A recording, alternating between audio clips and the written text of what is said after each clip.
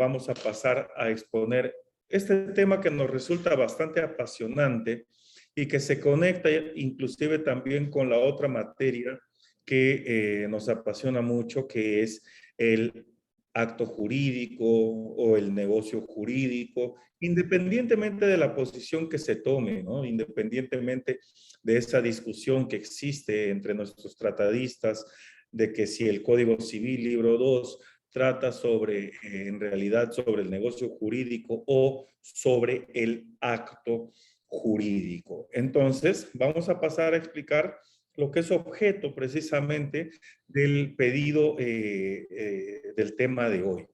Entonces, vamos a empezar. Este es un material que hemos elaborado exclusivamente para ustedes, porque sinceramente a mí me agradó mucho saber que existía interés por aprender esto. Quería saber de repente si habían estudiantes que ya habían llevado procesal civil 1, procesal civil 2, procesal civil 3 y querían reforzar. O se trataba como la mayoría de ustedes, ¿no? Que mencionaron que están en un curso previo a los cursos de procesal y que tenían como tarea elaborar una demanda. No consideren malo a su profesor, malvado a su profesor por pedirles algo que todavía no les han enseñado, que no está en un ciclo donde ustedes ya tendrían que haber llevado la materia procesal.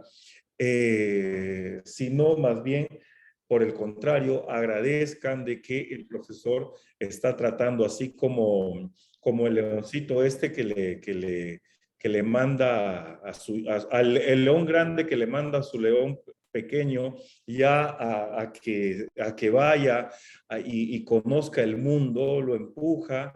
Les están empujando también a ustedes a que salgan un poco, salgan de sus madrigueras, salgan de sus casas y busquen el derecho, ¿no? Sean bastante creativos en la búsqueda del derecho. Y eso va a hacerles a ustedes forjarse en sus conocimientos. Entonces, entiendo que inclusive si es que ustedes, la mayoría, están en tercer ciclo, ni la universidad físicamente la han conocido. Y es por eso que empujarlos a que hagan algo que todavía, que sale fuera de su computadora quizás, o que de lo cual no están muy seguros porque han buscado en páginas y no están seguros si se adecúa a Perú, porque a veces se encuentran modelos de demandas mexicanas, colombianas, y que algunos a veces los toman de ejemplo para sus exposiciones. Y eso hace pues que muchas veces caigamos en ese error de invocar normas que no son aplicables en territorio peruano para situaciones o relaciones jurídicas desarrolladas en Perú, ¿no? Con eso no estoy diciendo que algunas normas de territorios extranjeros no sean aplicables a sujetos domiciliados en Perú, siempre y cuando se hayan cumplido con normas de derecho internacional privado y se traigan acá, ¿no? Inclusive hay normas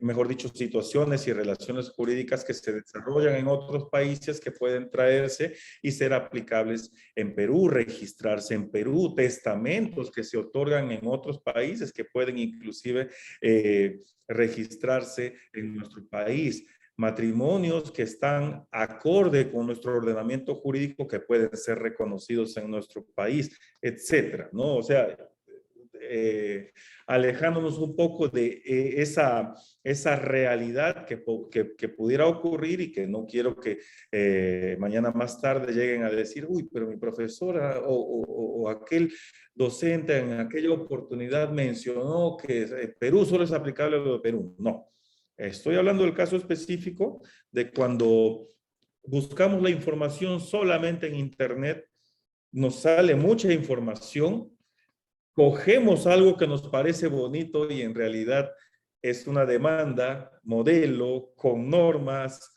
de Colombia.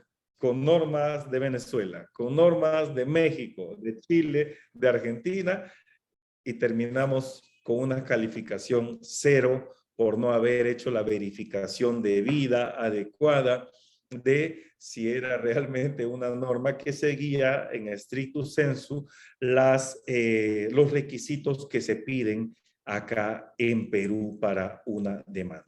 De primer momento les voy a decir que tenemos un código procesal civil muy bonito, muy interesante. Entonces, cuando el león grande les ha mandado a ustedes a que busquen el mundo y ustedes se han sentido atemorizados, es normal tanto la posición del profesor cuanto lo que ustedes han podido sentir. Es normal, porque se iban a enfrentar a lo desconocido. Pero de allí viene pues la creatividad, ¿no? Del ser humano, el querer salir adelante y decir, ahora, ¿cómo resuelvo esto? A ver, yo estoy en la sede de Moyobamba, vivo en Moyobamba, Rioja, Soritor, o quizás algunos están conectándose desde otras ciudades del país, lo que ha permitido precisamente esta virtualidad, a Dios gracias, y nos ha permitido empezar pues a tener oportunidades de estudiar, inclusive estando lejos de la universidad en la cual nos hemos matriculado. Entonces, ¿qué podían haber hecho? Yo estoy en Moyobamba, por ejemplo, y en Moyobamba hay como 200 abogados. Entonces, si en Moyobamba hay como 200 abogados que ejercen, que litigan, ¿no me hubiera sido fácil irme donde uno de estos abogados y en pro de tratar de aprender, de paso que aprendo cómo es un despacho jurídico, cómo es su trabajo, y de repente también de calificar su buena atención, su apertura a recibir a un estudiante de derecho y verme reflejado en él y sobre todo que está demostrando que quiere aprender. Entonces, ¿por qué no enseñarle? Cachorro, ven, te enseño. O también nos podemos encontrar con alguien que es un tanto egoísta con sus conocimientos o que no tiene tiempo. Ya, pues nos vamos a tocar la puerta de otro despacho, de otra firma de abogados, hasta encontrar a alguien que sí nos quiera enseñar, ¿no? Y esta alegoría de búsqueda de información viene a raíz de que precisamente el otro día comentábamos la gran facilidad que ustedes hoy por hoy tienen para encontrar información. Nosotros antes, por ejemplo, para poder tener información a la mano, teníamos que enterrarnos vivos en la biblioteca, buscar los libros, hurgar en los libros, hacer nuestros apuntes con nuestro lapicerito. No teníamos ni siquiera el celular para tomar las fotos ahí rapidito. No, no, no. Con nuestro cuaderno de notas a la mano, nuestro lapicero y apuntar buscando la información. Imagínense los problemas que teníamos. Agarrar un libro no actualizado, y con eso hacer nuestro trabajo de investigación, presentárselo al docente y que el docente nos ponga 0 porque el trabajo no estaba actualizado. En ese tiempo lo único, si querías contar con información actualizada, con lo único que contabas era con el diario El Peruano, que todos los días como un periódico físico llegaba a las oficinas del Poder Judicial, a las oficinas quizás de las municipalidades, del gobierno regional, CETAR en ese entonces inclusive, Consejo Transitorio de Administración Regional, creo que Moyobamba lo quemaron. Y bueno, y tener la suerte de que no hayan cambiado esa norma, no hayan cambiado esa institución jurídica, no la hayan derogado, porque a veces con una norma de un plumazo derogan tremendos títulos, tremendas instituciones, de verdad. Recientemente ha pasado algo con una institución jurídica del derecho a personas. Y amén, pues, de muchas otras dificultades que teníamos, pero teníamos que tocar puertas. Y en cambio ustedes tienen una herramienta tan importante, señores, como es el SPIG, que les permite tener la información jurídica. Es una información jurídica gratuita, gratuita, les repito, a la mano para que ustedes puedan acceder a todo un sistema de normas jurídicas y lo mejor, totalmente actualizadas, totalmente actualizadas. Si ustedes entran al diario El Peruano, versión digital, a las 7 de la mañana, que les recomiendo, debería ser su hábito ya desde estudiantes y fortalecerse, consolidarse después cuando ya sean abogados, pues diariamente eh, si ustedes entran allí tempranito, pues al rato en el SPIG, ustedes ya encuentran que esa norma que han leído tempranito, que se ha publicado en el diario El Peruano, más tarde o al día siguiente, ustedes ya la están encontrando en el SPIG. No es muy importante porque en el SPIG estoy tratando de entrar a la página ahorita, por eso es que estoy volteando a otro lado. Es muy importante que ustedes puedan tener a la mano, como va a ser, es indispensable aquí en esta clase. Ahí está, acá lo tengo. Les voy a pasar al chat grupal les voy a pasar al chat grupal a ver, señores, ¿se me escucha? Sí, docente. Sí, profesor. En el chat grupal les estoy pasando la dirección del SPIG por si algunos no lo conocían, no tenían acceso. Es una web estatal de acceso gratuito, el lado izquierdo, donde ustedes pueden ingresar allí. Quiero que me sigan, por favor. Pueden hacer clic en esa página, confirmarme que están ingresando. Está cargando, doctor. Ya, perfecto, vamos.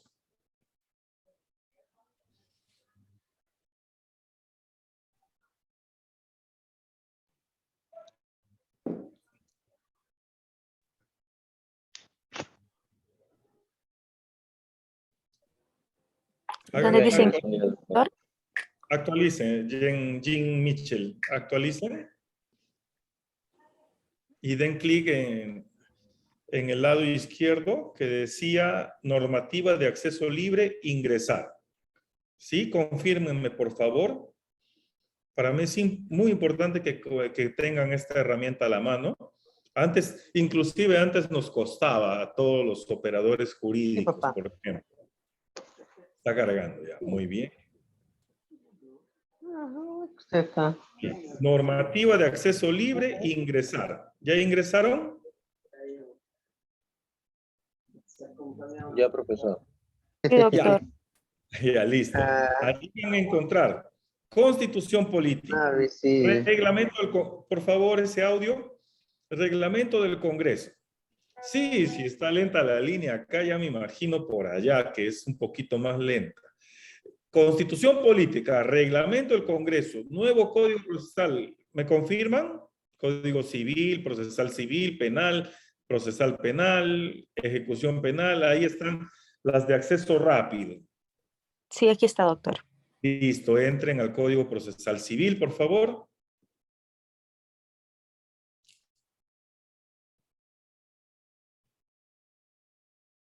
Ya, el que entre primero me cuenta qué es lo que lee al entrar al Código Procesal Civil.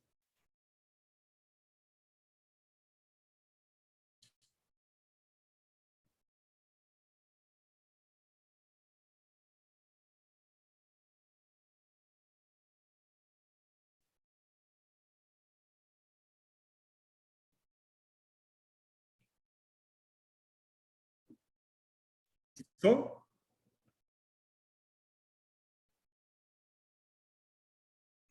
Doctor, primero me sale texto único ordenado del Código Procesal Civil.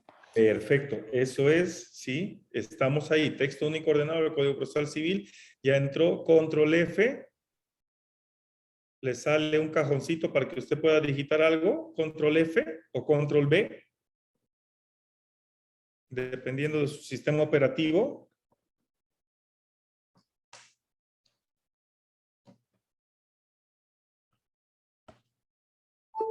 Señorita. Mejor no podría compartir usted la pantalla.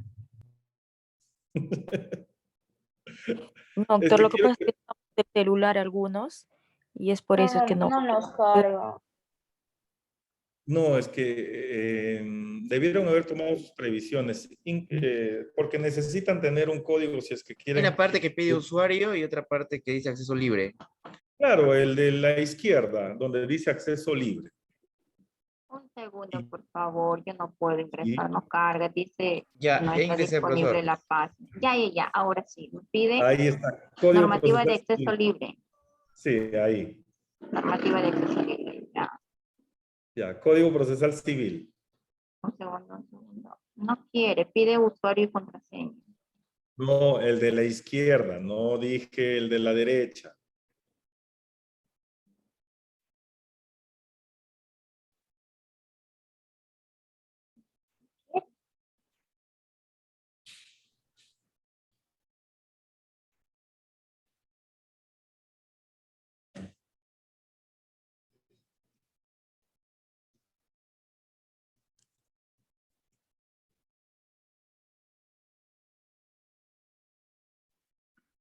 ¿Listo? ¿Lo Doctor encontraron? Gonzalo, si podemos compartir desde acá, desde la pantalla, por favor. Un ratito. De verdad que sí, comprendo ahorita a los alumnos, el internet está lento. Y a veces el SPIG le puede pasar esto también en Lima, también la gente se para quejando por el internet. Peor a esta hora, donde casi todos creo que empiezan a estudiar. Pero bueno, en la otra máquina ya la tenía, acá ya lo puedo compartir. Esperen.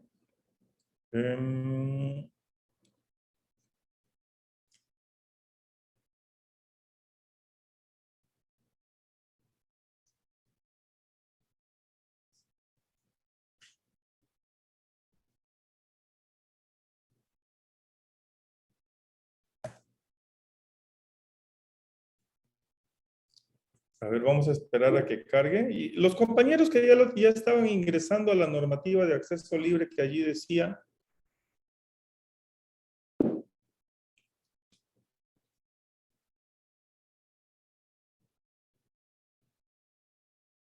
¿Ya lo encontraron? Sí, profesor, ya ingresé. Ya, a la izquierda estaban en normativa de acceso libre, luego encontraron varios cajoncitos donde estaban, pues, Código Civil, Código Procesal Penal, la Constitución primero, definitivamente.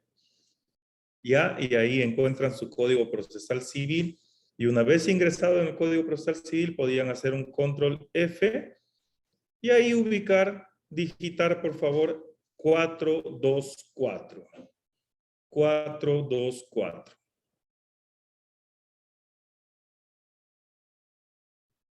Doctor, disculpe, Código Procesal Civil, ¿verdad? Así es. Doctor, buenas tardes. El Buenas. encontré artículo 424. Ya, perfecto. Ahí nos vamos a ubicar todos. Los que no puedan ingresar de esta manera que les estoy indicando, que es muy práctica, puede ir con ustedes a todos lados. Abran su código procesal civil físico en el 424. Nos ubicamos en el 400. 424. 424. No en el que está en cursiva, ¿ah? Porque cuando lo ven así en el SPIG que está en cursiva, quiere decir que ha sido modificado, se va más abajito y cuando ya la encuentran normal va a estar entrecomillado y va a decir ya cómo está redactado en la actualidad. Bien, no me carga acá, espero que les esté cargando a ustedes. Así que prosigo con este tema. Vamos a compartir el PPT para explicarles. Espero que ya estén en el 424 del Código Procesal Civil, físico o virtual. En la otra máquina sí ya me cargó hace rato. Espero que a ustedes también.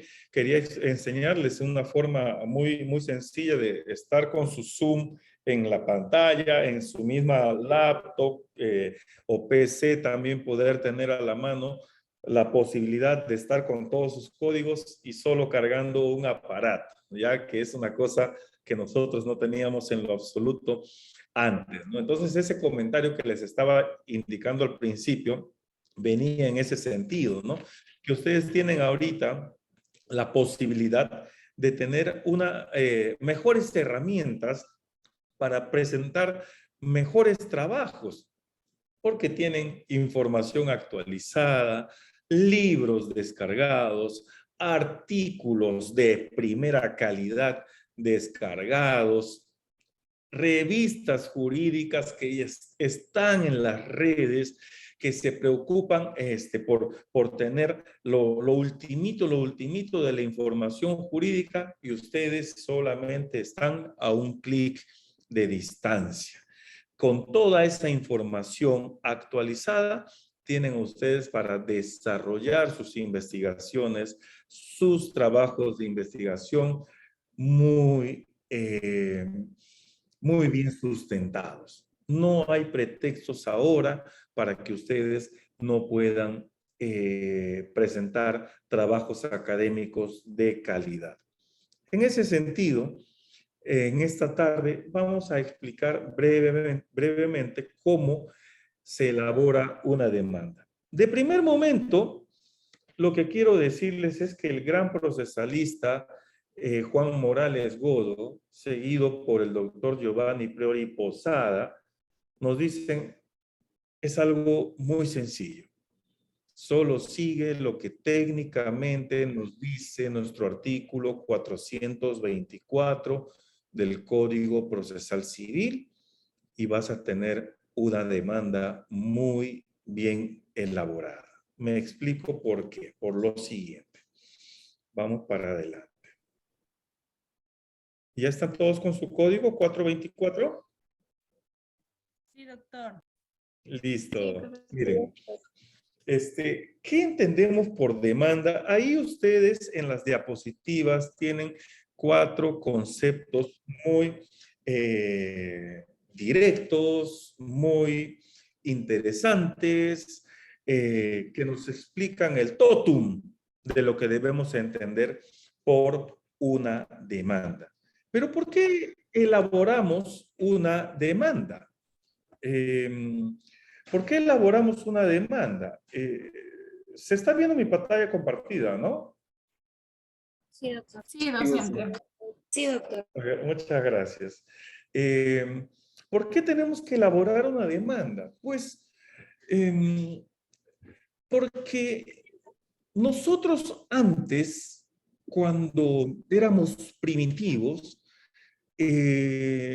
nosotros íbamos a lo que se denominaba la acción directa. Esto es, hacíamos valer nuestros derechos por nosotros mismos.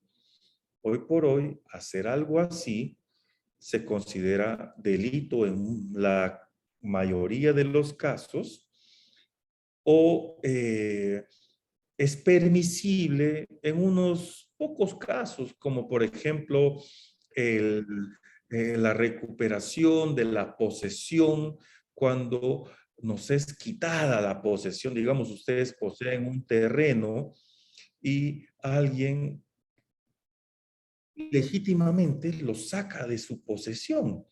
Entonces, de acuerdo con el Código Civil, lo van a ver en reales, ustedes tienen 15 días para la acción directa, dice el código, civil, es decir, para recuperar su posesión. Y eso que tienen en la actualidad, gracias a una modificación, 15 días para recuperar esa posesión vía las acciones de hecho, dice el Código Civil, que no es otra cosa que la acción directa, permitida por la norma, desde que tienen conocimiento de que han perdido la posesión. Pues con esta contada excepción, el resto, pues ejercer la acción directa es considerado un delito por el Código Penal. Luego, pues, mientras evolucionábamos, los conflictos de intereses que iban surgiendo entre los particulares fueron solucionándose a través de un tercero. Primero era el rey era el que, bueno, pero antes del rey pues teníamos también en las tribus pues al que se escogía pues al líder, ¿no? Al líder de la tribu. A veces algunas tribus escogían al más fuerte porque consideraban que él los podía defender mejor. Otras tribus escogían al más anciano porque consideraban que era el más sabio. Otras tribus escogían de acuerdo con sus creencias al brujo, ¿no? Al que veía más allá de lo evidente, tipo la espada del Mercurio. Del Mercurio, no sé cómo se llama esta de los Thundercats. Por ahí me van a escribir aclarándome cómo se llama. Tengo ahí a una amiga que está invitada acá en esta clase y que se sabe todos los dibujos animados de esa época. Pues bien, la espada del augurio, me dice, ya. Entonces, elegían pues a su líder. Y este líder era el que resolvía el conflicto de interés. Entonces ya evolucionamos de la acción directa a que sea el líder de la manada, el líder de la tribu, el que eligiera, el que decidiera el conflicto de intereses. Luego, pues como les decía, pues pasó al rey, ¿no? Que el rey era el que juzgaba, el que decidía por sobre todos.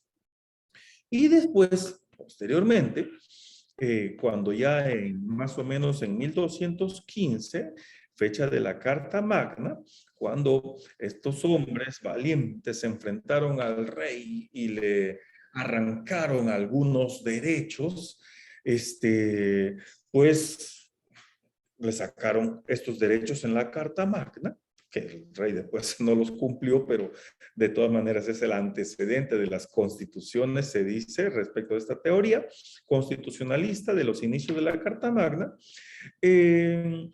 porque el rey pues era juzgador, era el ejecutivo y era el legislativo, era todo el rey, todo se reunía. Y desde ahí empieza ya el principio de la separación de poderes que debe existir, pues alguien que de forma separada juzgue, alguien que de forma separada ejecute y alguien que de forma separada pues emita normas, ¿no? Teoría de separación de poderes.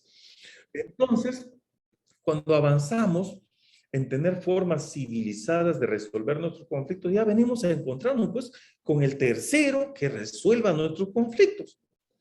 Y ya no solamente pues encontramos la figura del juez, sino también encontramos los medios alternativos de resolución de conflictos, las famosas MARCs, donde encontramos a los conciliadores, los mediadores, los árbitros, etc. Cada uno de los cuales tiene sus diversas formas de composición de los conflictos. Pues entonces, la demanda es ese instrumento procesal habilitado por nuestras normas civiles, occidentales, nuestras normas que nos dicen que la forma en que vamos a resolver nuestros conflictos intersubjetivos, donde hay una relación de tensión entre el interés del uno y el interés del otro, como decía Carneluti, la forma de resolver es trasladando ese conflicto material al conflicto procesal. Por eso es que generalmente las partes materiales de un conflicto, generalmente, deben ser las mismas que se trasladan a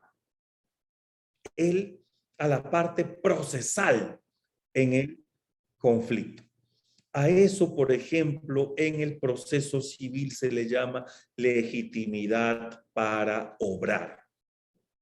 Esa es una de las partes que, por ejemplo, ese es uno de los requisitos, por ejemplo, que, respondiendo a la pregunta de su compañero, debe calificar el juez.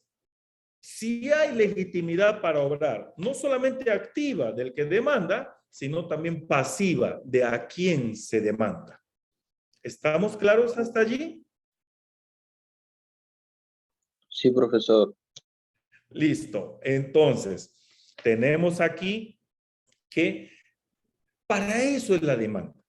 Lo que quiero aclarar en este preciso instante, que quiero que se nos salga de la cabeza,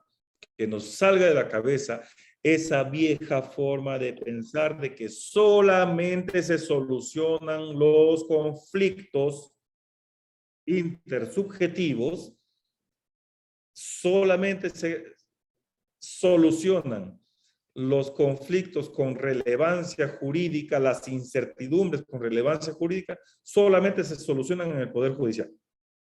Quiero que se quiten esa idea de la cabeza. Si bien es cierto, vamos a estudiar una de las formas y herramientas, que es la demanda, de solución de esos conflictos, les voy a decir que hoy por hoy hay muchos críticos del proceso civil judicial. Porque uno sabe o puede saber cuándo entra al Poder Judicial, pero uno no sabe cuándo va a salir del Poder Judicial.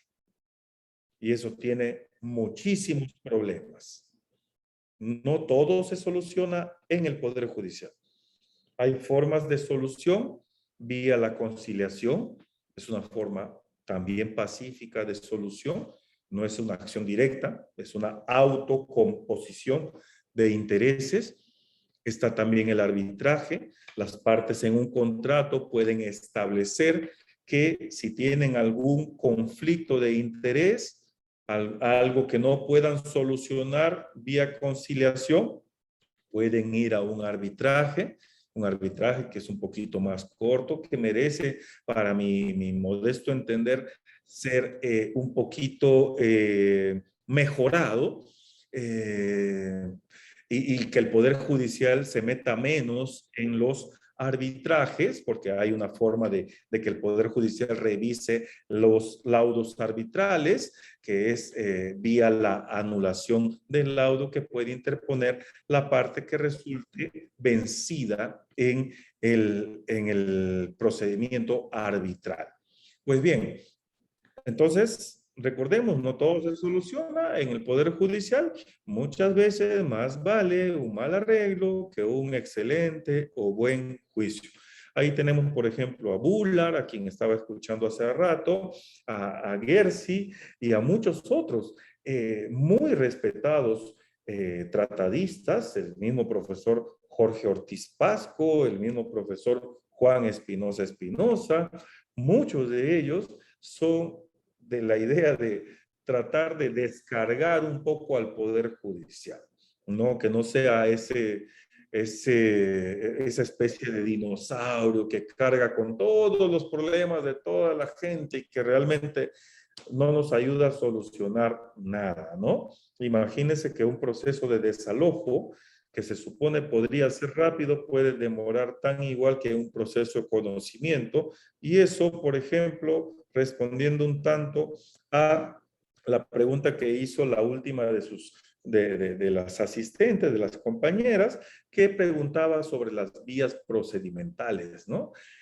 Otra cosa que siempre preguntan referente a la demanda es si es que me han demandado por esto. Entonces, el temor que tenemos, ¿no? pero ¿por qué me han demandado? ¿Me pueden demandar por esto? Pregunta la gente siempre, ¿no? Y la respuesta correcta es siempre que te pueden demandar por cualquier cosa. La situación va a ser si es que les van a dar la razón o no. ¿Y por qué te pueden demandar por cualquier cosa? Ah, ya, porque el derecho de poder demandarte viene por un derecho constitucional que tenemos todos por el solo hecho de ser seres humanos, que es el derecho de acción. Ese derecho de acción que les van a enseñar en teoría general del proceso o procesal civil 1, ese derecho de acción permite a todos poder activar el aparato estatal jurisdiccional. Ese aparato estatal jurisdiccional, por el medio del cual le tocamos la puerta al Poder Judicial y le decimos, hey, señor juez, tengo un conflicto y necesito solucionarlo a través del Poder Judicial.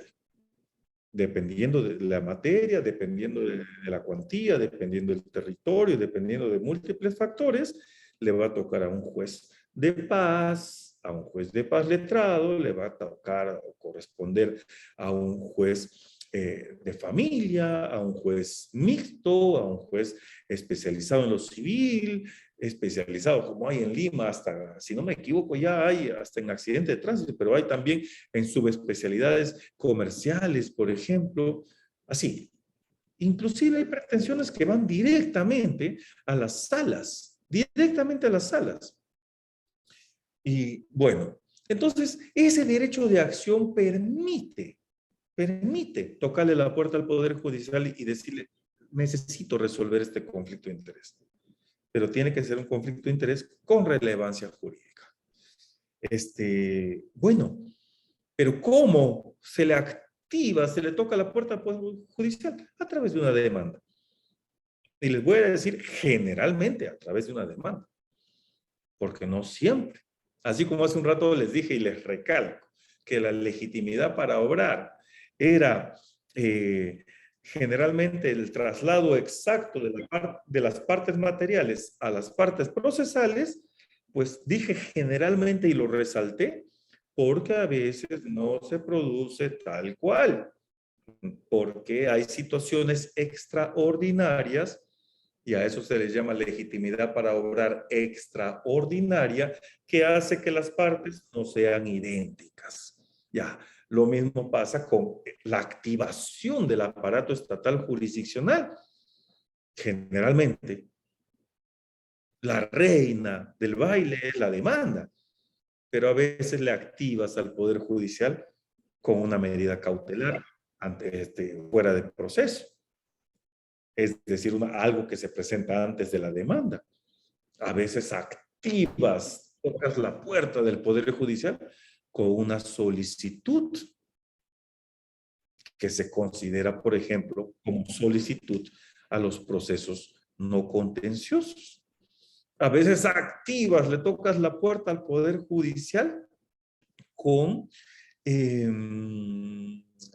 una medida cautelar autosatisfactiva, no desarrollada en nuestro código, pero tampoco prohibida y quizás permitida por el título preliminar del Código Procesal Civil, que dice que en todo lo no resuelto, prescrito, desarrollado por el Código, puede resolverse a través de los principios generales del derecho y la doctrina y las normas que inspiran este Código Procesal Civil. Así. Y dentro de ello encontramos las medidas autosatisfactivas, por ejemplo.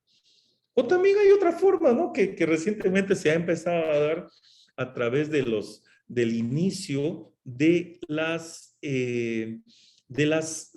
los trámites notariales, que se denomina competencia notarial en asuntos no contenciosos, que son como 15 materias que tienen ahora los notarios. Cuando alguien solicita, por ejemplo, una sucesión intestada ante un notario y dice, mira, mi hermano mis hermanos y yo somos los herederos, son 4 ahí, digamos, ¿no? Se presentan ante el notario, se hacen las publicaciones del caso y se presentan ante el notario porque quieren que se les declare herederos y obviamente sucesores del patrimonio, o de repente hacer alguno que otro trámite. Pero bueno, y cuando se hacen las publicaciones del caso, aparece alguien diciendo, oye, yo también soy heredero. ¿Qué pasa? ¿Por qué me están olvidando?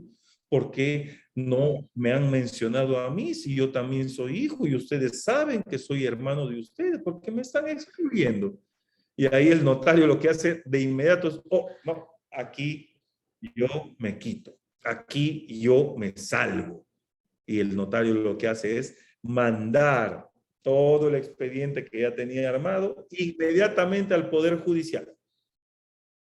Y el Poder Judicial lo que hace es inmediatamente en ese momento, al recibir el expediente del despacho del notario, hace una resolución exigiéndole a el solicitante que lo hizo en despacho notarial, exigiéndole que complete los requisitos de esa solicitud notarial, lo complete ya en sede judicial, transformándolo en una demanda. Pero ¿cómo se activó el aparato estatal? Por la solicitud o el traslado que le hizo el notario al Poder Judicial. Ven que existe una gama, pero la reina del baile aquí viene a ser la demanda. Solamente que no quería dejar de mencionar otras formas de tocar la puerta al Poder Judicial. Entonces, allí ya han podido apreciar los conceptos de Hugo Alsina, de Davis Echandía, de Juan Morales Godo y de Kio Benda, ¿no? Sobre la demanda. La naturaleza jurídica, ya someramente les he estado raspando su explicación. Es un acto procesal, produce efectos inmediatos en el proceso y es parte integrante del proceso. También puede considerarse como acto de postulación. Por eso cuando vean una resolución que admite a trámite la demanda o en una sentencia o en el mismo Código Procesal Civil, se considera la demanda como un acto postulatorio, de postulación del proceso. También se le considera como un acto que determina la apertura de la instancia. Porque en el proceso generalmente lo que tenemos son pues el derecho a la doble instancia, ¿no? Primera instancia, segunda instancia. En algunos casos termina allí en la segunda instancia, en otros casos da lugar todavía a un recurso de casación para que la Suprema en sede casatoria revise el caso ya pues en último lugar. La clasificación de la demanda, de acuerdo con la doctrina, tenemos una clasificación según la pretensión, según el número de pretensiones, y ahí respondemos a una de las preguntas formuladas también por uno de sus compañeros o compañeras sobre la acumulación de pretensiones, a lo cual si es que me olvido, al terminar de explicar sobre la demanda, le voy a pedir amablemente a esa compañera o compañero que me haga recordar para mencionarles sobre esto, pero aquí también ya lo estamos viendo. Y también hay otra clasificación de la demanda según la parte que la interponga. Según la pretensión, la demanda va a ser de prestación o de condena. Por ejemplo, cuando demandas una pretensión de obligación de dar suma de dinero, tal como se le conoce comúnmente, cuando le dices a alguien, oye, págame lo que me debes, ¿no? Y demuestras o causalmente una deuda o con un título valor demuestras que te deben, ¿no? Una letra de cambio, por ejemplo. De declaración como por ejemplo, ya eres propietario de un bien porque ya lo posees por más de 10 años, de modo público, como propietario, de una manera pacífica, constante. Entonces, pues tú quieres que te declaren como propietario.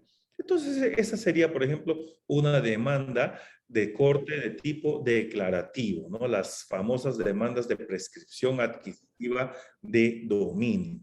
O una constitutiva o de formación, las que, por ejemplo, son de nulidad, de anulabilidad, del acto jurídico, las de divorcio, por ejemplo, ¿no? Estas serían, o una de resolución de contrato sería también una de este corte. Según el número de pretensiones, ahí están, pues, si tienes una sola pretensión, simples. Si tienes varias pretensiones, son demandas complejas. Y las demandas complejas pueden ser de tipo acumulativo, alternativas, subordinadas o con prestaciones accesorias. Ese audio, si fueran tan amables, Yaneli. ¿Estamos bien ahora?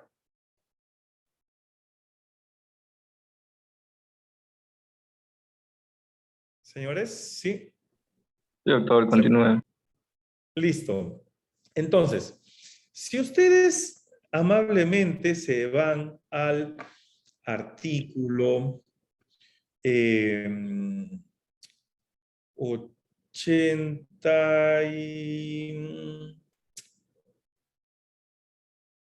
87 del Código Procesal Civil, a ver si me siguen, 87, me confirman que están en el 87. Las personas que están participando me pueden ayudar. ¿Sí? ¿87? Sí, doctor. Ya, Sí, listo. doctor. Allí, por ejemplo, ustedes en la 87 pueden encontrar que dice la demanda objetiva originaria puede ser subordinada, alternativa o accesoria. ¿Ven en este cuadrito que está en la diapositiva la palabra subordinada? Sí, doctor. Listo. ¿Ven en la diapositiva la palabra alternativa? Sí. ¿Ven en la diapositiva la palabra accesoria? Sí. Ya, Sí, pero doctor. ven una palabra en la diapositiva que se llama acumulativa. ¿No es así? Sí. Ya, pero si ustedes buscan acumulativa en el artículo 87, no la encuentran. Busquen y confírmenme. O como dicen ustedes en la actualidad, confirmo esa info.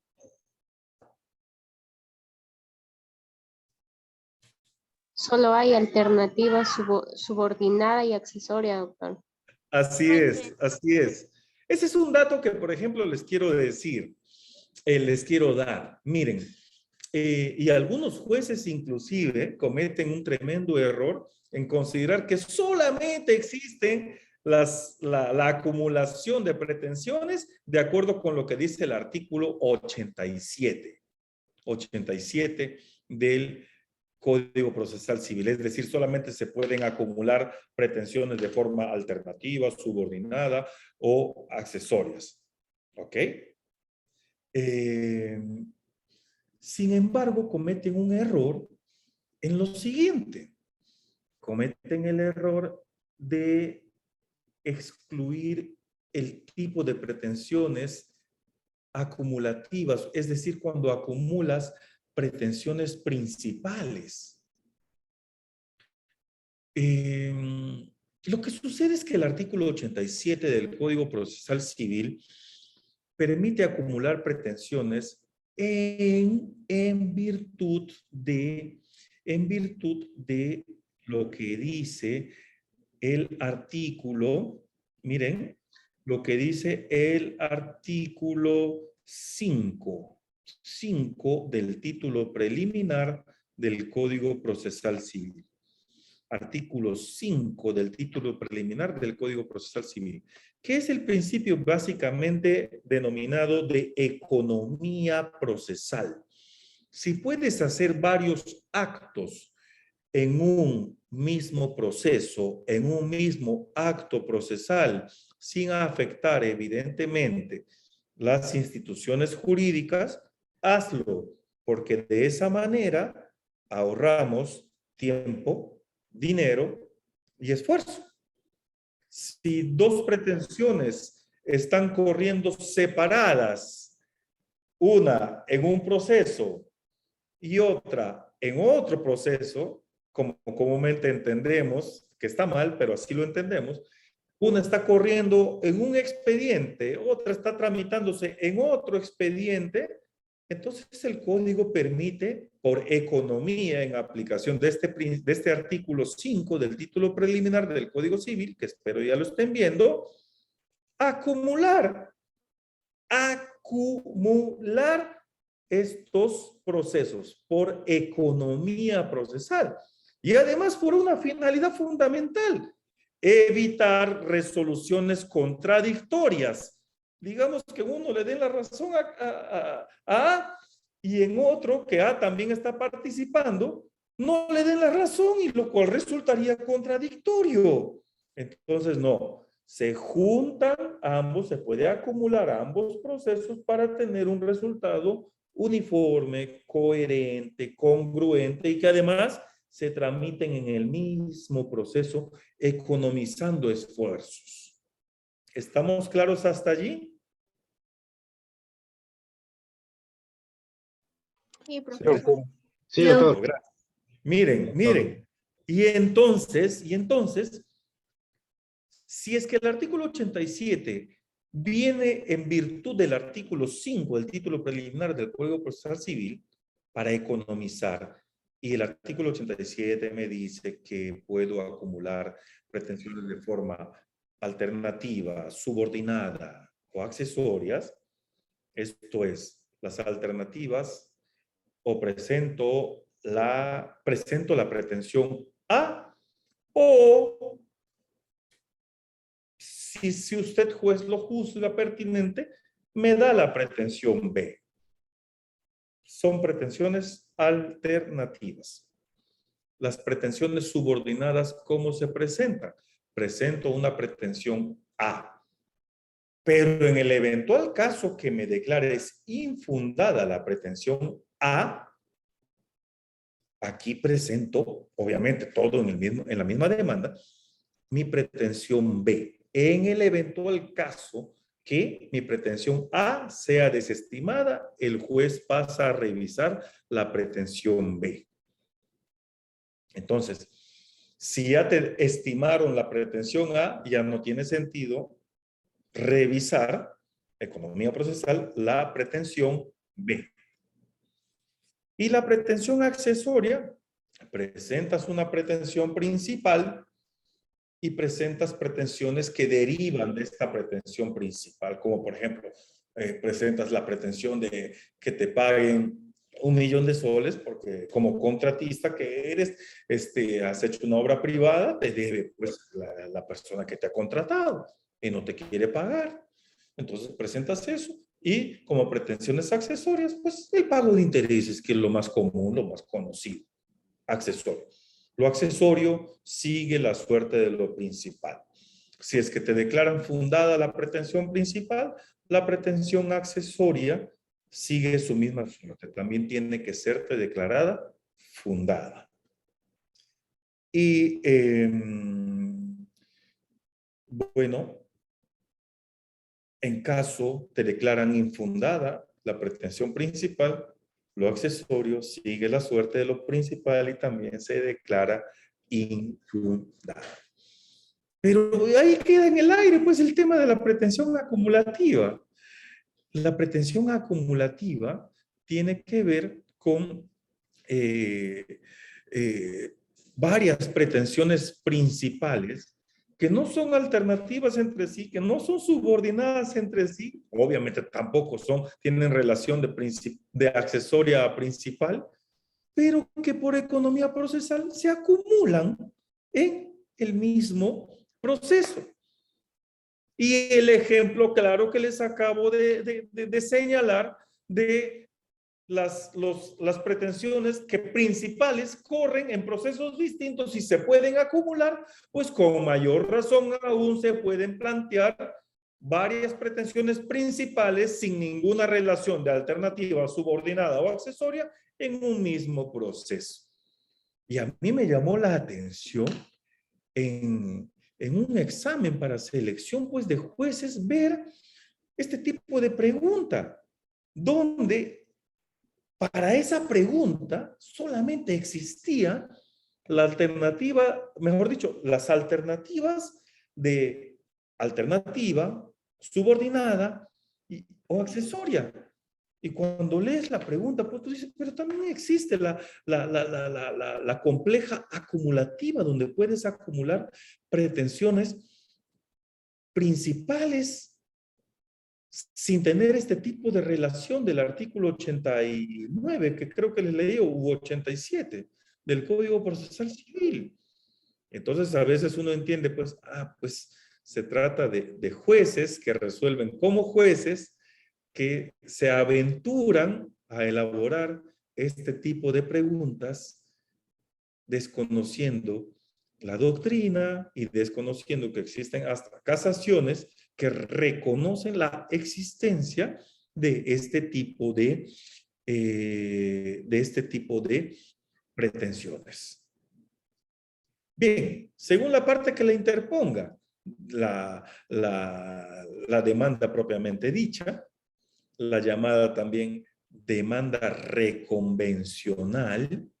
Esto es lo que comúnmente nosotros en el argot criollo, señores, conocemos como contrademanda, ¿no? Alguien te demanda, te voy a contrademandar, que se menciona. Ya, técnicamente hablando de nuestro Código Procesal Civil, eso que conocemos de esa manera se llama reconvención. Un sujeto A presenta una demanda contra un sujeto B, pero el sujeto B cree tener una pretensión contra el sujeto A. Entonces, en su mismo escrito de contestación de demanda, presenta una reconvención. Una reconvención.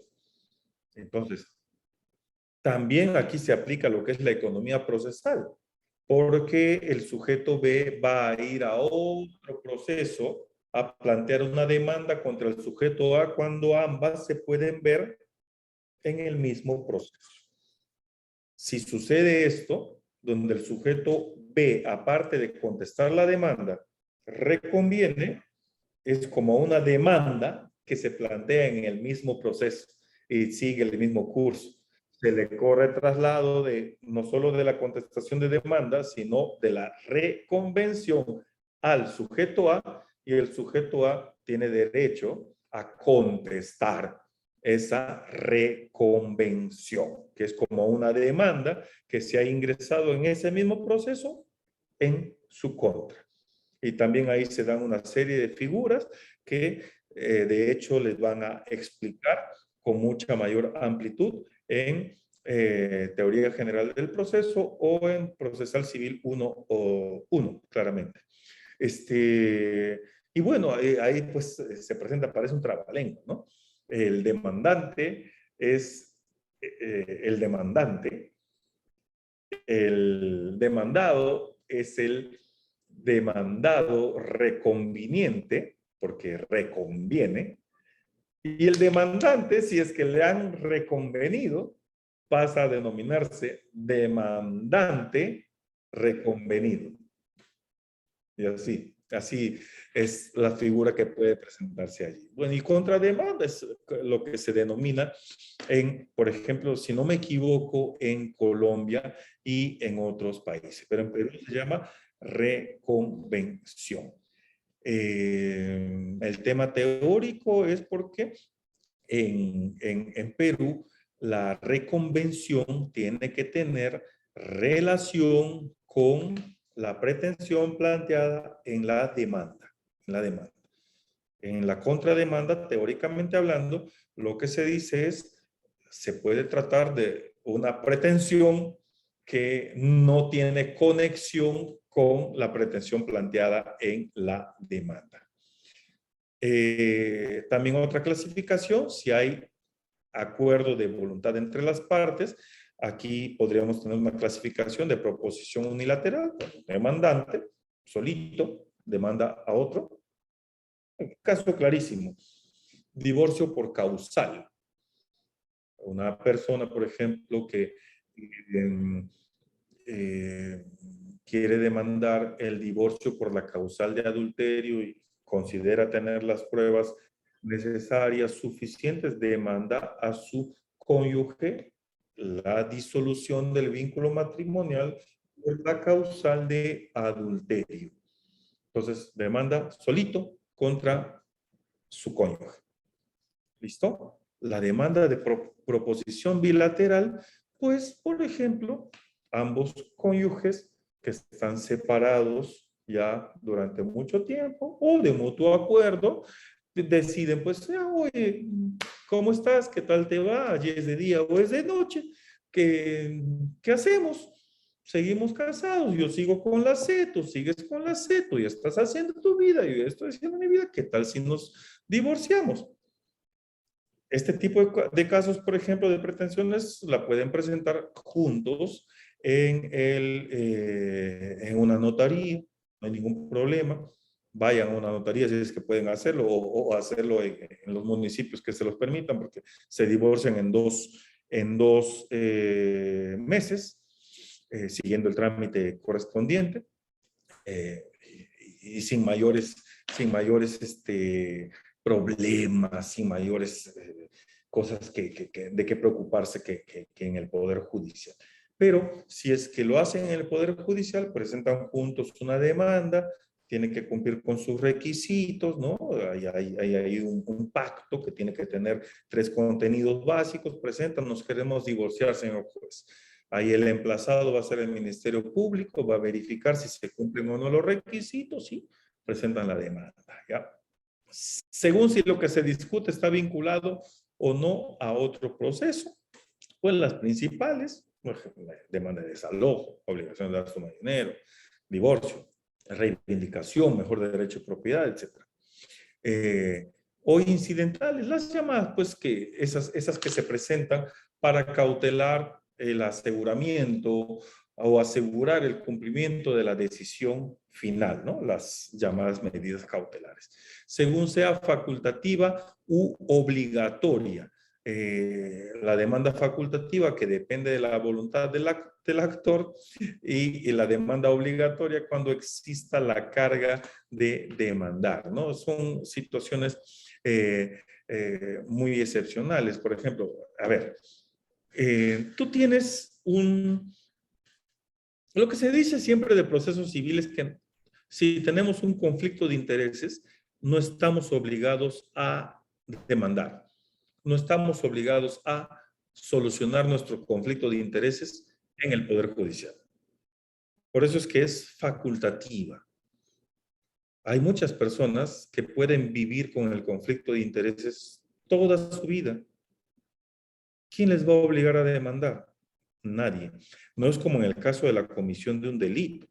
El fiscal se entera de que se ha cometido un delito y tiene la carga de, la obligación de, porque la ley así se lo exige, de que ante la notitia criminis, salvo los delitos de acción privada, ante la notitia criminis tiene que investigar, perseguir el delito.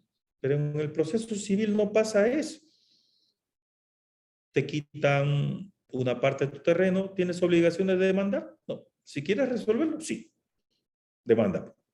Pero si no, no tienes obligación. Te prestaste 100,000 soles y te devolvieron solamente 80,000. ¿Tienes obligación de demandar por los 20,000 que no te pagaron? No, no tienes. Pero si quieres demandar, demandas. Y bueno, la otra clasificación, cuando existe esa carga de demandar, que es, por ejemplo, en el caso de generalmente, por ejemplo, de los que ejercen una representación legal, ¿no? Respecto de sus representados, hay ahí alguna carga que establecerse. Los efectos de la demanda, esto es muy, muy, muy importante. No estoy diciendo que lo anterior no haya sido importante y forma parte de, pero los efectos de la demanda tienen efectos jurídico-procesales y tienen efectos jurídico-sustanciales. Por ejemplo, jurídico-procesal produce la apertura de la instancia, abre la instancia, el presentar la demanda. Y eso tiene una serie de efectos que Inostroza Mínguez, si no me equivoco, es el segundo apellido. Hemos escuchado tanto del otro Inostroza que está en España ahorita, que le han negado el asilo político, que hasta de nuestros tratadistas nos olvidamos a veces los apellidos. También se produce la carga del actor de impulsar el proceso, porque si no impulsa el proceso, su proceso activado por él, puede caer en abandono, generalmente cuando pasan 4 meses de inactividad, con lo cual si es que no incurre en caducidad, solamente el castigo por no haber impulsado su proceso, es decir, por haberse pasado de ocioso, por haber activado el aparato estatal jurisdiccional por gusto, se podría decir. Entonces, el Código Procesal Civil le sanciona que 1 año no vas a poder volver a demandar este mismo tema por dejarlo caer en abandono. Entonces, por eso es que se dice, produce la carga de impulsar el proceso. También otro efecto jurídico procesal de la demanda es que produce la determinación o fijación de quiénes van a ser los sujetos procesales, quiénes son esas partes materiales activas y pasivas trasladadas al proceso civil. La fijación de la competencia también, quién es el juez competente. Muchas veces también puede ocurrir, ¿no? De que hay reglas generales de la competencia, pero también hay algunas reglas especiales, algunas excepciones que se producen cuando tú demandas en un lugar diferente y no hay una obligación del juez de declararse incompetente. El juez puede asumir competencia. Bueno, estás demandando aquí y si la otra parte no plantea una excepción de incompetencia, ese juez, a pesar de que inicialmente, según reglas generales de la competencia, no era el competente para ver el caso, pues asume su competencia en ese caso. Y la fijación del objeto del proceso, es decir, el petitum, el petitorio, es el que fija cuál va a ser el objeto del proceso, sobre el cual se van a pronunciar los hechos y los fundamentos jurídicos, y el juez al final, al resolver, la norma jurídica aplicable al caso. Los efectos jurídicos sustanciales, pues que impide la caducidad del proceso. La caducidad, esto es cuando se presenta la demanda antes de que se produzca la caducidad. Porque si ustedes revisan el 427 del Código Procesal Civil, inciso 3, dice, el juez declara improcedente la demanda cuando advierta la caducidad del derecho. Sobre esto, creo que una de las preguntas de sus compañeros fue que a veces en la contestación de demanda no saben qué decir, ¿no? Yo sobre eso les voy a comentar que, por ejemplo, muchos abogados cometen el error de solicitar en su contestación de demanda, en la pretensión de la contestación de demanda, dicen así de modo genérico, ¿no? Y de eso me acuerdo cuando recién empezaba por aquí el doctor Hoyos, Carlos Hoyos, secretario de juzgado en ese entonces, también le causaba gracia ese tipo de contestaciones, ¿no? Solicito se declara improcedente e infundada, como si fueran sinónimos, e infundada la demanda. Y en realidad, una cosa es que te declaren improcedente la demanda, es por las causales que pueden ustedes apreciar en el artículo 427 del Código Procesal Civil. Esto es, por ejemplo, uno de los casos que se advierta la caducidad del derecho, no exista conexión lógica entre los hechos y el petitorio, o el petitorio fuese jurídica o físicamente imposible, algo que ya les he adelantado a mis estudiantes del curso de acto jurídico, ¿no? Por ejemplo, señor juez, la plaza de armas de Moyobamba es mía. Petitorio jurídicamente imposible, ¿no? Por ejemplo. Ya, pero bueno, estas son las causales para que te declaren improcedente la demanda, que no es lo mismo para que te declaren infundadas las pretensiones demandadas. Y ahí estoy haciendo, si es que están prestando atención, estoy haciendo una diferenciación entre demanda y entre pretensión, porque son conceptos totalmente diferentes. Una cosa es acción, otra cosa es la pretensión y otra cosa es la demanda, por si acaso. Les voy adelantando ello. Entonces, si te declaran infundada la pretensión o las pretensiones demandadas, y ahí empezamos a pulir un poco los conceptos, es por causales de fondo, porque no tienes la razón, no tienes el derecho, se dice. Entonces, si tú presentas la demanda antes de que se produzca la caducidad, pues lo que produce esto es impide la caducidad de un derecho. Convalida la pretensión intentada en la demanda. Ya, este es otro efecto de la demanda. Con la presentación de la demanda, la pretensión material se torna en procesal. Lo que les decía, trasladar el conflicto material a un conflicto procesal.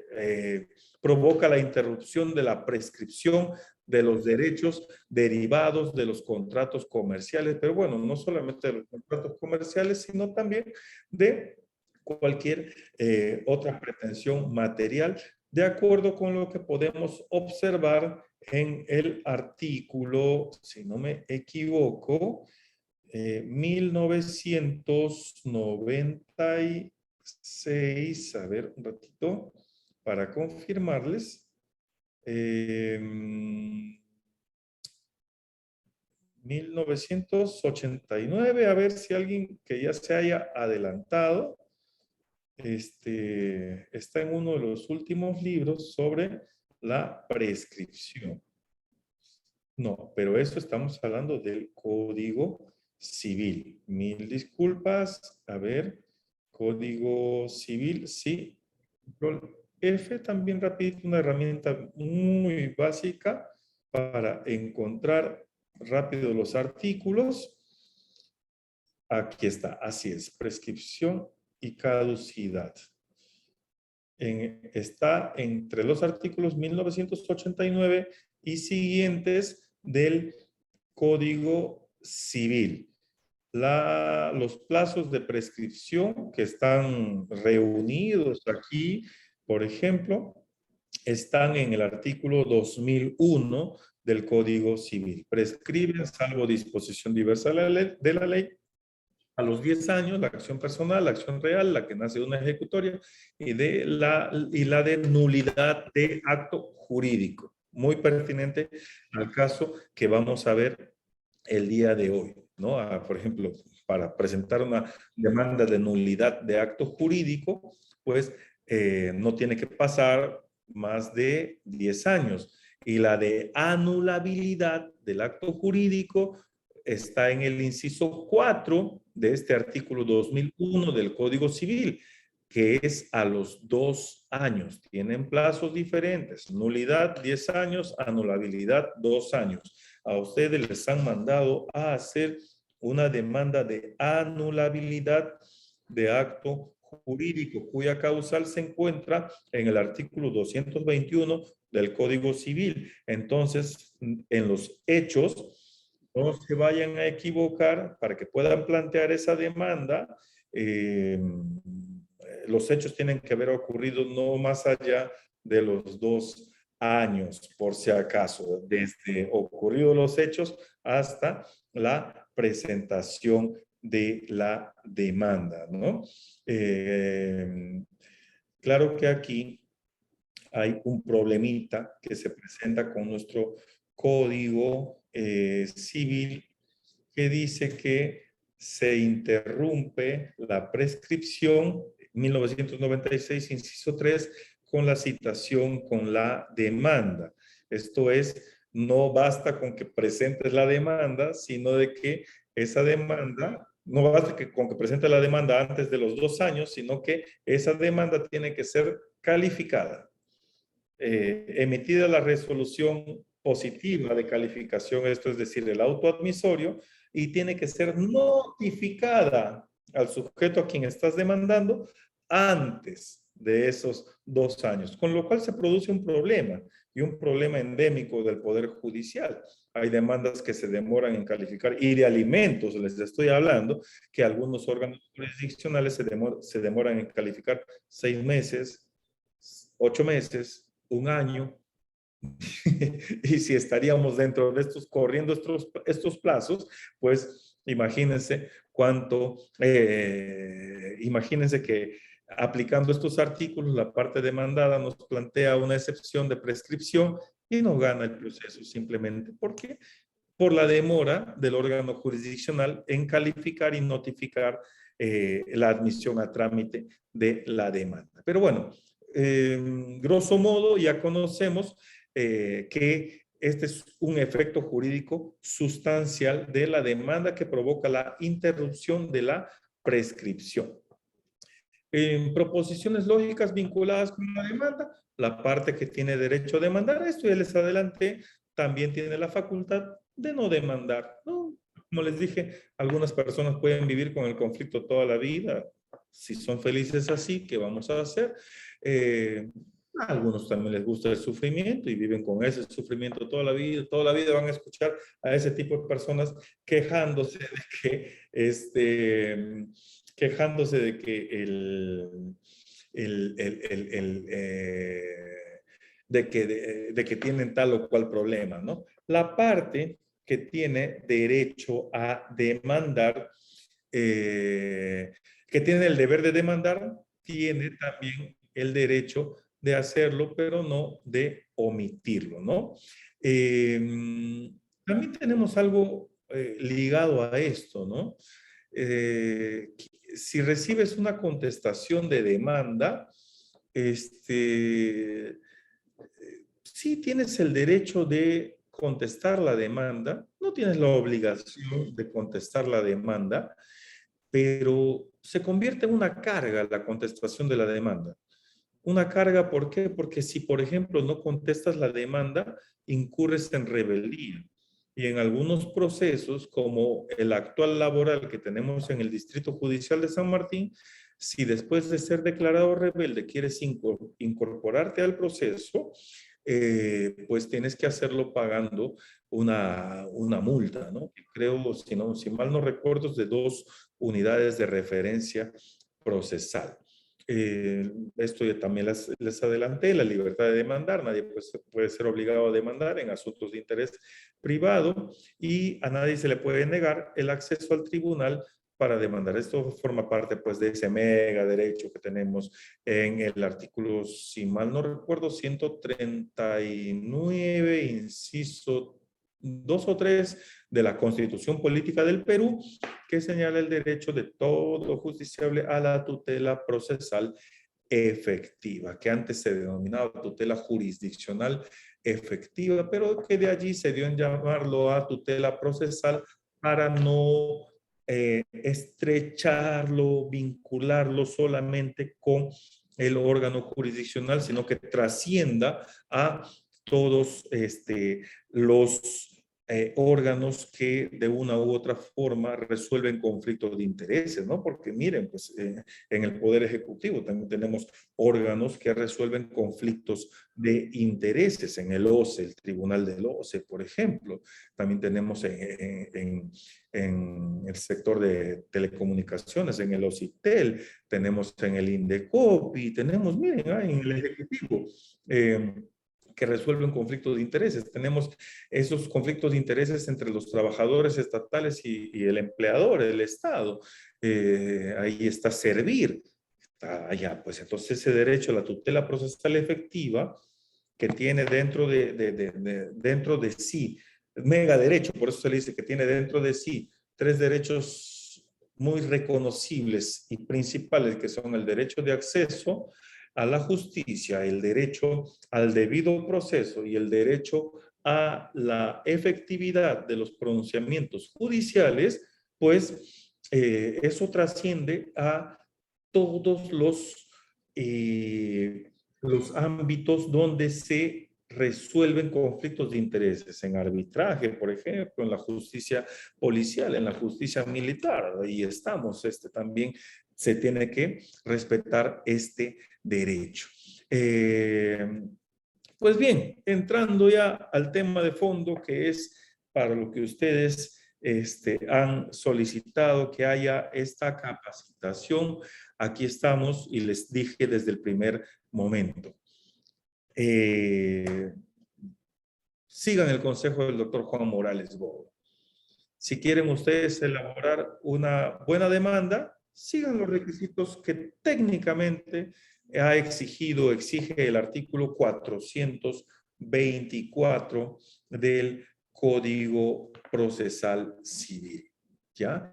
Y allí lo tienen, está a su costadito con su respectivo artículo. Digo, con su respectivo ejemplo. Dice el artículo 424. La demanda se presenta por escrito y contendrá. Esto admite una excepción en el tema de los alimentos, por si acaso, ¿no? Así que no vayan a decir, pero, profesor, yo me enteré que también se les presentan demandas verbales. Sí, excepciones. Pero estamos en el tema general. La redacción de una demanda debe efectuarse con la mayor claridad, precisión y estudio, por cuanto los hechos y las pretensiones no se van a poder modificar, señores, una vez que el demandado ha sido emplazado. Entonces, lo primero que tenemos que hacer allí, según el 424, inciso 1, la designación del juez ante quien se interpone. Y ahí tenemos en el lado derecho un ejemplo de una designación del juez ante quien se interpone. ¿Quién tiene que ser ese juez? Obviamente el juez competente, de acuerdo con las reglas generales o de acuerdo con las reglas especiales de la competencia que están en los primeros artículos 10 y tantos por allí del Código Procesal Civil. También lo van a ver en Teoría General del Proceso. Se debe precisar a qué autoridad está dirigida. La competencia del juez es un presupuesto procesal que también el juez va a evaluar para saber si les declara improcedente la demanda, por ejemplo, puede ser, ¿no? O de repente por una obligación que está prescrita en la norma, ese juez que no es competente se lo va a derivar al juez que sí es competente. Otro requisito, el inciso 2, se debe indicar el nombre, datos de identidad, dirección domiciliaria, domicilio procesal del demandante y el domicilio procesal electrónico. Esta es una modificación que ha sufrido el 424, inciso 2 del Código Procesal Civil. Este domicilio procesal electrónico está constituido por la casilla electrónica asignada por el Poder Judicial, de acuerdo a la ley 30229. ¿Ya? Y allí pues tenemos un modelo de la indicación, ¿no? de quién está presentando la demanda. Esto es muy importante también. Luego, como otro requisito de la demanda, inciso 3, el nombre y dirección domiciliaria del representante o apoderado del demandante, si no puede comparecer o no comparece por sí mismo. Las empresas necesariamente comparecen a través de un representante y las personas naturales, pues, o individualmente consideradas, como lo señala Juan Espinosa Espinosa, él no le gusta llamarlos personas naturales, sino personas individualmente consideradas, ¿no? Lo considero un poco más técnico. Entonces, que no puedan o no quieran, pues, presentarse al proceso judicial personalmente, entonces designan un apoderado o apoderan a alguien y esa persona aparece en el proceso, se identifica también y evidentemente también tiene que indicar dónde están sus poderes. Puede estar en una escritura pública, o en el caso de las personas jurídicas, también puede estar solo en una escritura pública o puede estar, si se trata de un gerente, inscrito en registros públicos. Inciso 4, el nombre y dirección domiciliaria del demandado. Si se ignora esta última, se expresará esta circunstancia bajo juramento que se entenderá prestado con la presentación de la demanda.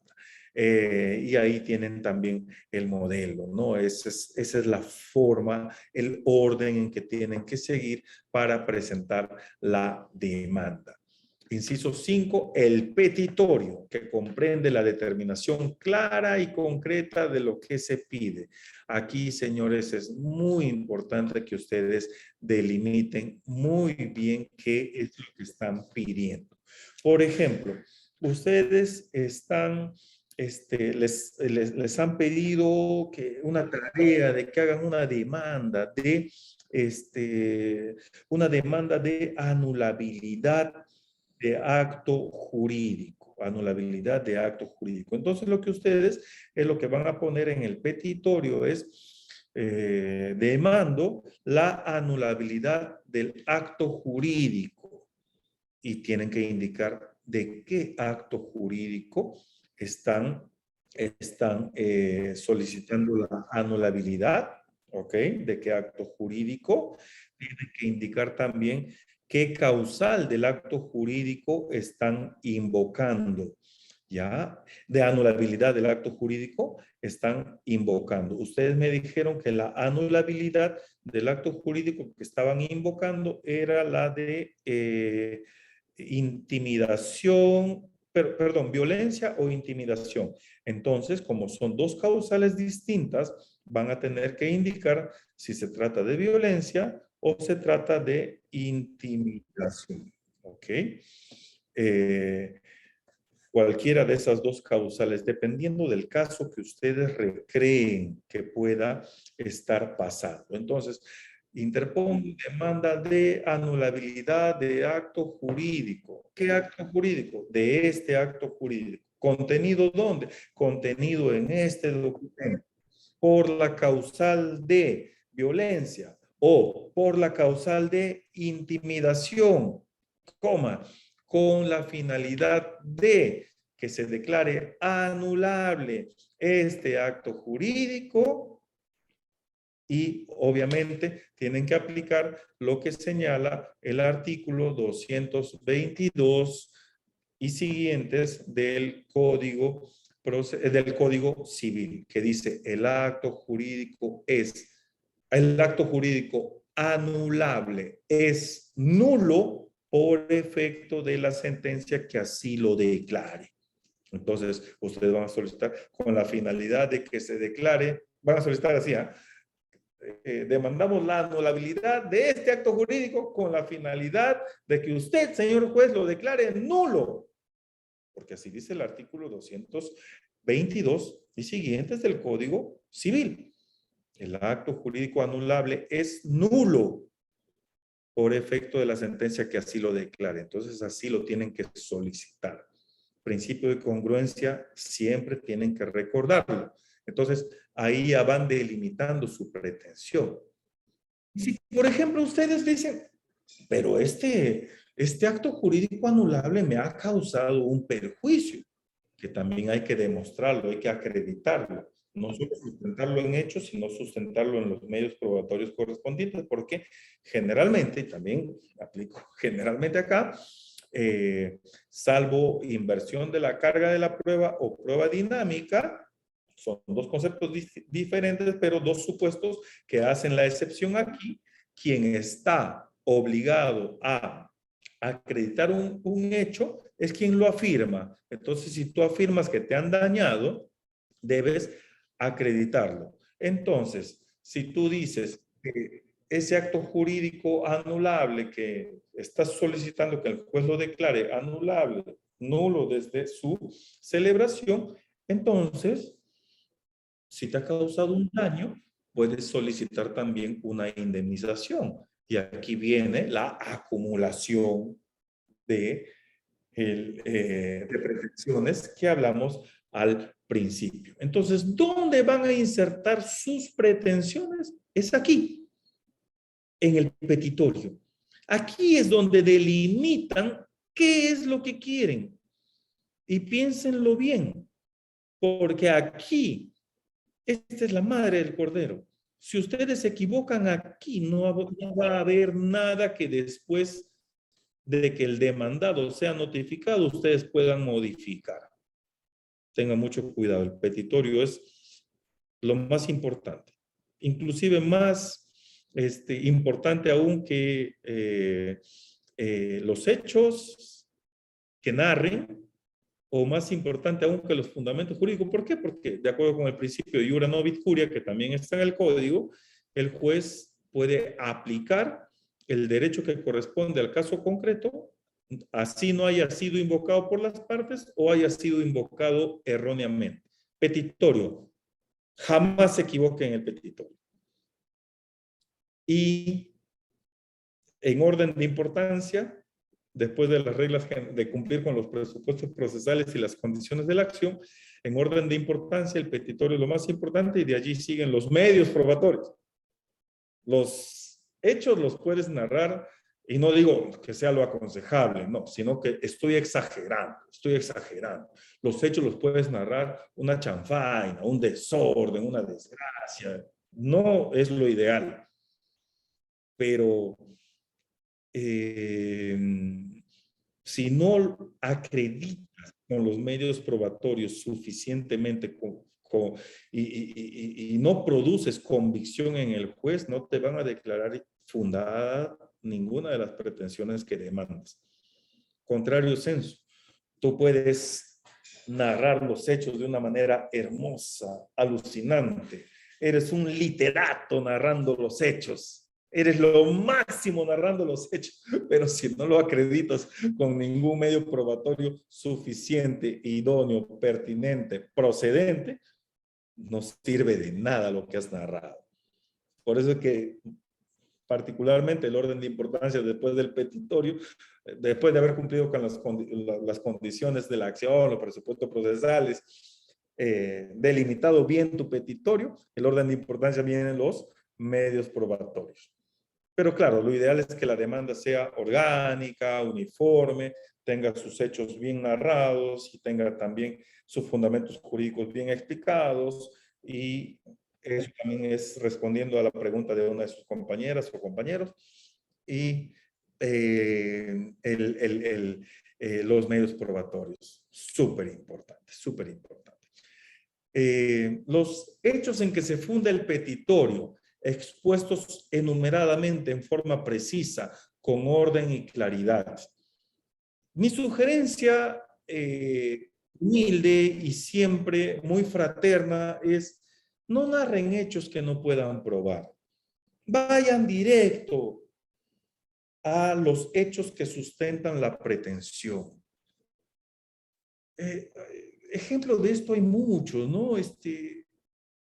Por ejemplo, en los procesos de alimentos se suele poner, ya expliqué esto, ¿no? En clase, se suele poner producto del amor,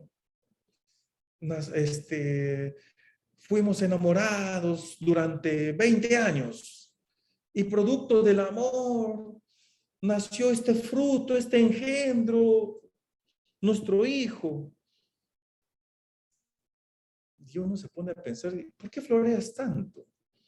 O sea, de repente, ¿puedes acreditar que han estado 20 años de enamorado? Si lo que vas a pedir es alimentos, no una cosa así, saber si ese niño ha nacido o no producto del amor. O si antes de eso has tenido 20 años de relación. No. Por ejemplo, en ese caso, lo único que necesitas acreditar es que es hijo del demandado. 1. Acta de nacimiento. 2. Las necesidades.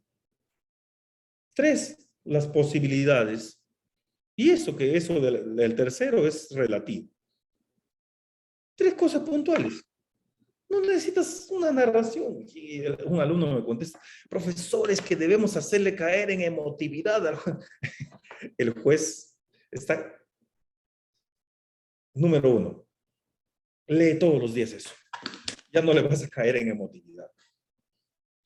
2, el juez se va de frente a ver, ¿qué está probado? Tac, tac, tac, con unas pitas, así está haciendo. Tac, tac. Y si no has probado nada, no vas a ver ninguna aspita. No. Simplemente le haces perder el tiempo. Entonces, lo que quiero decirles con esto, señores, es que vayan directo al grano. Vayan directo al cumplimiento de los requisitos de la materia que ustedes estén demandando. Si la materia que ustedes están demandando tiene 3 requisitos, pues sobre ello argumenten. Si tienen ustedes pretensiones acumuladas, sustenten cada pretensión por separado, en orden.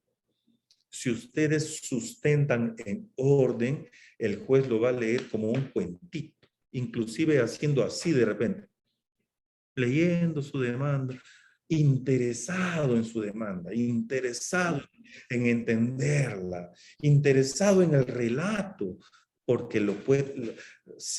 de una buena redacción depende el interés que ustedes puedan generar, causar naturalmente.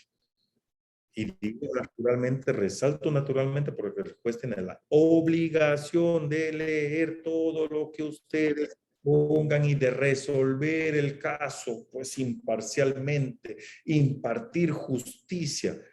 Pero si ustedes adicionalmente a ello le agregan el ingrediente de que la lectura sea digerible, fácil. Por eso es que el código lo pide así. Los hechos en que se funda el petitorio deben ser expuestos en forma precisa, con orden y claridad. ¿Estamos claros con eso? ¿Estamos bien hasta allí? Sí, doctor, gracias. No floreen. Vayan directo al grano. ¿Ya? Los fundamentos jurídicos. Una de sus compañeras pidió que les explicara si los fundamentos jurídicos... Karen, ya. Una de sus compañeras pedía si los fundamentos jurídicos era solamente copiar los artículos. Miren, un juez exquisito les puede rechazar, declarar inadmisible la demanda porque solo copian los artículos. Un abogado peleón puede decir, pero si usted juez está obligado a aplicar el derecho que corresponde al caso concreto, así haya sido invocado erróneamente o no haya sido invocado simplemente. Así dice el principio iura novit curia, que está en el título preliminar. Sin embargo, el maestro Juan Morales Godo aconseja que en los fundamentos jurídicos indiquemos la norma aplicable y no solamente indiquemos la norma aplicable, sino así de que esa abstracción que está en la norma, indiquemos por qué es aplicable al caso concreto. ¿Por qué es aplicable al caso concreto? ¿Ya? Entonces ahí entra nuestra cosecha o podemos obtener también opiniones de diferentes doctrinarios o de la misma jurisprudencia para apoyar nuestra posición. O sea, traemos esa abstracción legal aplicada al caso concreto. Yo sí tengo la dicha de enseñar nuevamente el siguiente ciclo Yo lo primero que voy a hacer con mis estudiantes es que me lean un librito de 100, 120 páginas de norma jurídica aplicada al caso concreto. Voy adelantando, ¿no? Luego, otro requisito del artículo 424 del Código Procesal Civil es el monto del petitorio. Obviamente tiene que explicarse cuál es el monto del petitorio, si es que lo hubiera. Este monto del petitorio está de una manera separada, lo que no significa, señores, de que en el petitorio, es decir, en el 1, que dijimos al principio, en el petitorio no lo indican. Lo indican en el petitorio, pero también separadamente ponen un capítulo aparte que se va a denominar monto del petitorio. Si es que no hay monto del petitorio por la naturaleza de la pretensión, van a poner allí, no existe monto del petitorio por la naturaleza de la pretensión. El ofrecimiento de los medios probatorios. Aquí está la parte medular. Después del petitorio ya les he dicho, esta es la parte medular. No les van a declarar fundada su demanda, sus pretensiones demandadas si es que ustedes no acreditan suficientemente con medios probatorios lo que están demandando. Esa es una consecuencia, si no me equivoco, del artículo 200, si alguien me puede confirmar, del Código Procesal Civil, que dice, en caso no se pueda probar las pretensiones demandadas, simplemente nos van a declarar infundada la demanda. ¿No? Estoy acá tratando de llegar al 200 y esto no me está ayudando. Y Sí, doctor, en el 200 está en la improbancia de la pretensión. Exactamente, es un artículo que en contestación de demanda es reutilizada. Improbanza de la pretensión. Muchas gracias. Improbanza de la pretensión. Dice, si la parte no acredita con medios probatorios los hechos que ha afirmado en su demanda o en su reconvención, estos no se tendrán por verdaderos y su demanda será declarada infundada. Entonces, si nosotros demandamos algo, tenemos que acreditar con medios probatorios suficientes, pertinentes y además procedentes, pues nuestros hechos. Luego, la firma del demandante o de su representante o de su apoderado y la del abogado, ¿ok? En los procesos de alimentos y de declaración judicial de paternidad no es exigible la firma del abogado. El secretario respectivo certificará la huella digital del demandante analfabeto. En los anexos de la demanda 425, allí los tienen, copia legible, el documento de identidad del demandante y en su caso del representante, también adicional, si es que el demandante actúa, la parte material actúa representada, pues tiene que también adjuntarse el documento que contiene el poder, sea la vigencia de poder, sea la escritura pública, perdón, el testimonio de escritura pública de otorgamiento de poder cuando se actúa por apoderado.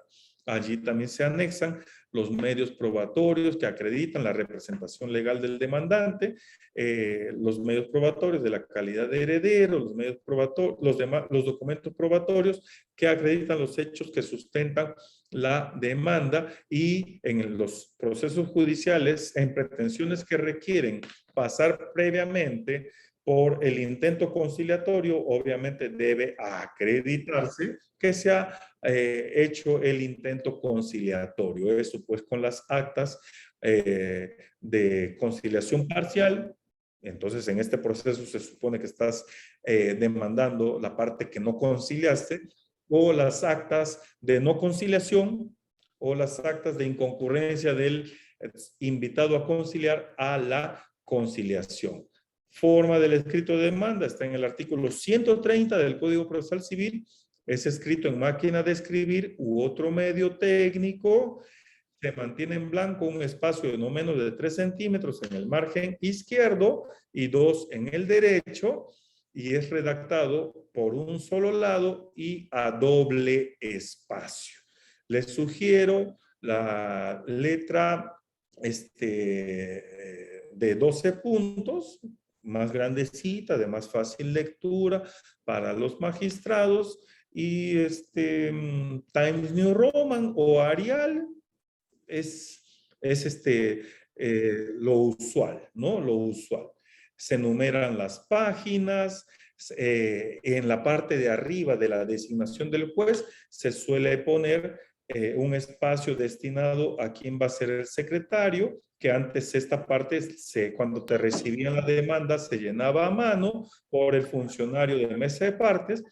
Aquí se suele poner el expediente número y se deja el espacio en blanco porque se estilaba de que el funcionario de mesa de partes te ponía allí en tu cargo tu número de expediente. El escrito obviamente es el número 1, que es el escrito de demanda, cuaderno principal, pues el escrito de demanda. Si es cautelar, se pone cuaderno cautelar y allí pones un pequeño resumen, una síntesis de qué cosa estás demandando. Los anexos deben estar identificados por el número del escrito. Si es el número 1, 1-A, seguido de una letra, dice. Si es el escrito número 2, 2-A. Así. Número del escrito seguido de la letra. Se usa el idioma castellano, salvo que la ley o el juez, a pedido de las partes, autoricen el uso del quechua o del aymara. La redacción será clara, breve, precisa y dirigida al juez del proceso. Y de ser el caso, se hará referencia al número de la resolución. Si el escrito contiene otros síes o fórmulas similares, estos deben contener pedidos independientes del principal y se escriben en la parte final y antes de la fecha. Antes de la fecha. Bueno, otros requisitos de forma, 131, la firma es debajo de la fecha. 132, si hay defensa cautiva, necesariamente tiene que firmar un abogado, salvo las excepciones que ya les indiqué, y se presentan tantas copias como tantas partes se van a ser emplazadas en el proceso. La entrega de copias y constancia de recepción, allí está lo del cargo, pero ya básicamente hemos trabajado todos los requisitos de la demanda. Y yo les agradezco, son casi las 7 en punto y ya no hay tiempo para las preguntas, pero igual agradezco su atención. Muchísimas gracias, muy buenas noches. Muchas gracias, doctor Gonzalo, y muchas gracias a todos los estudiantes por haber participado el día de hoy en este taller. Muchas gracias. Muchas gracias. Cuando gusten. Doctor. Sí. Muchas gracias, doctor. Doctor, ¿hay alguna posibilidad de obtener la grabación de esta clase? Ha estado muy, muy interesante y de verdad que sería muy útil que podamos revisarla. No hay problema, se los voy a alcanzar la grabación el día, yo creo que el día jueves. Mañana, muy amable, profesor. Muchísimas gracias. Genial. Gracias. Gracias, profesor. Muchas gracias a todos ustedes. Buenas noches. Dios los bendiga. Gracias. Sí. Igual, Gracias, profesor. disfruten Ojalá podamos repetir la ponencia con otros temas también de interés. Muy, muy interesante. órdenes. Muchísimas gracias a la coordinación y a la escuela por este aporte. Muy útil, muy, muy útil. Muchísimas gracias. al doctor Gonzalo, Gracias. invitándole a su generosidad para que la próxima sea el taller presencial. A sus órdenes. Gracias. Gracias. Muchas gracias. Que tengan una buena noche y bueno, que disfruten mañana el feriado. Gracias, doctor. Buenas noches. Gracias.